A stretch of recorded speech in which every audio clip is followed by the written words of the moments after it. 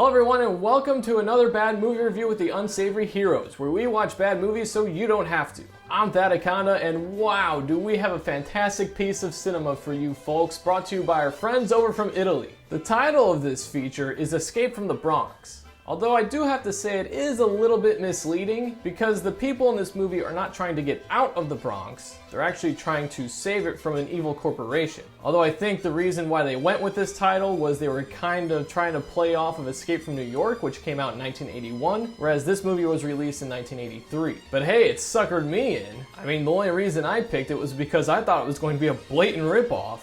Man, was I glad to be wrong about that. Before we go on with the review, I do have to admit one thing. I broke a rule to this series. This man!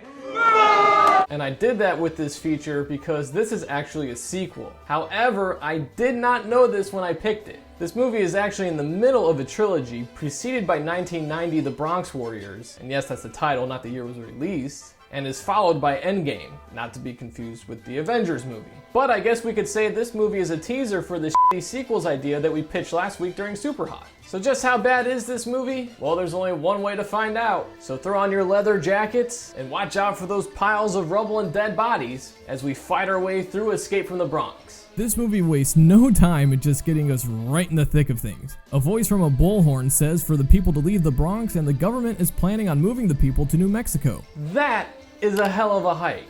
The Bronx to New Mexico is 2,000 miles. They could have just moved these people to a lesser populated area of the state of New York. This isn't Rhode Island we're talking about. New York is a big state. The death squad moves through the borough and just annihilates anyone it finds. I love how right after blasting this guy with a flamethrower, these other two just come in and finish him off. Like, that guy's dead, let him be. We then meet our hero Trash. You can tell he means all business because he's got a black tank top and rides a bitchin' bike.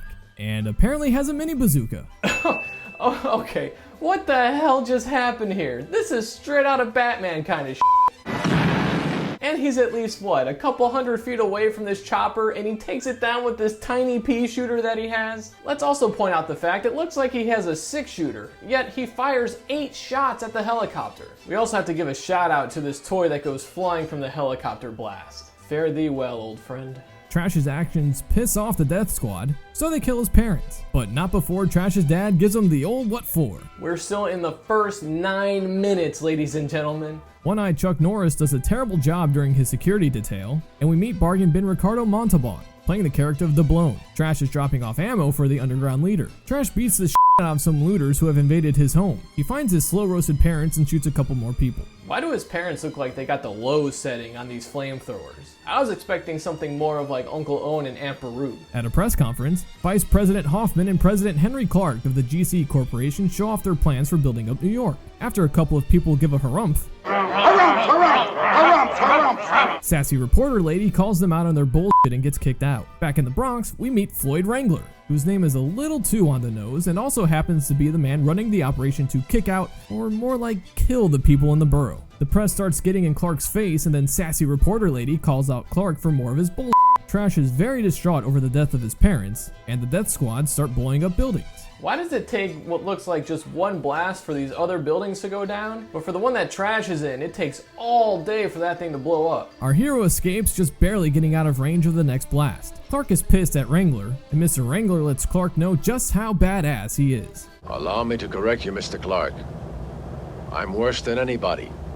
A death squad gets ambushed, and we get our first gang war of the movie. Sassy reporter lady, whose name we finally discover is Moon, and her trusty photographer sneak into the Bronx in the middle of a skirmish, and the poor photographer gets cooked. You're telling me they couldn't notice the woman with the gigantic red scarf and the guy with the yellow standing out from his jacket over to their left? All they had to do was the most simple part of their jobs, and that is turn their head. Trash and his crew attempt to rescue some prisoners, and one guy is rigged with dynamite. This guy was shot so hard from the front he flipped towards the bullet. Doubloon gets news that the disinfestors are starting to snoop around his underground lair. Moon gives Doubloon the idea to kidnap Clark. He doesn't know how they'd be able to sneak around on the surface, but Trash suggests they make their way underground. Trash goes to meet Strike, and they run into Short Round on the way. They also need to work their way through a series of booby traps. I'm setting booty traps! Just to get to Strike's room. For some reason, Strike sexually assaults Moon.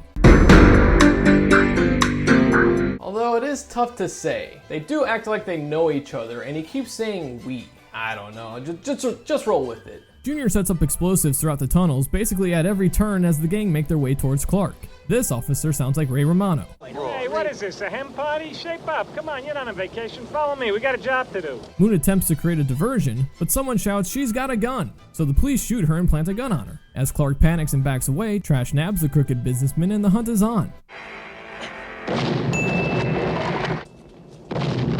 This chunk goes on for a very long time, like way too long. 17 minutes pretty much. But it is also fairly well executed, so give it a couple of props for that. However, there is one bit that I have an issue with. Look at where these guys are shot from, and then Strike turns the corner. Is he curving bullets like this is wanted?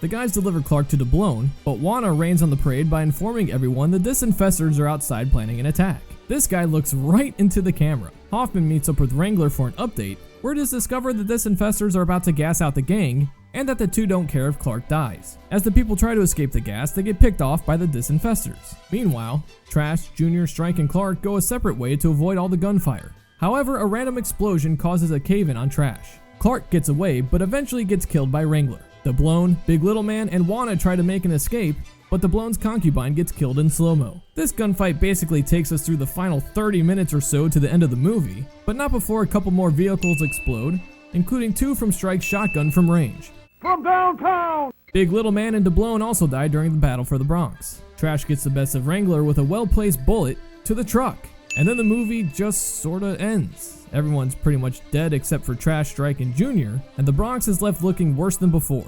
Maybe New Mexico isn't looking so bad after all. That's Escape from the Bronx, ladies and gentlemen, and man am I glad we found this one. The acting in it is just garbage, let's just get that out of the way. But it makes up for it by hitting you hard and fast right out the gate. And despite being a sequel, you can watch this movie without having watched its predecessor and feel like you haven't missed anything. This is the perfect movie to just turn your brain off for 90 minutes and just watch it blow up. In fact, according to IMDb, and I am too lazy to go back and count all of this, there are over 170 deaths in this movie. Pretty much if you're in this, you're gonna die. So because of these reasons and the sheer entertainment factor of this movie, we're gonna give it 5 out of 6 beers. It's pushing a 6, but it's not quite there. The biggest issue I had with it was that chunk of 17 minutes of them walking through the tunnels after they kidnap Clark.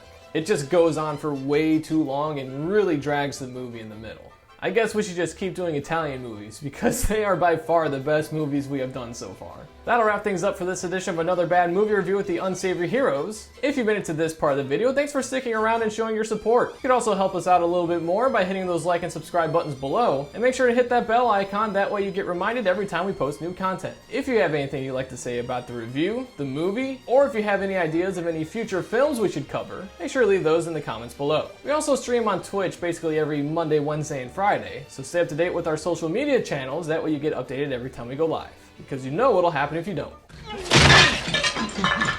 I'm Thadaconda saying thanks for stopping by, and we'll see you next time here on another bad movie review with the Unsavory Heroes.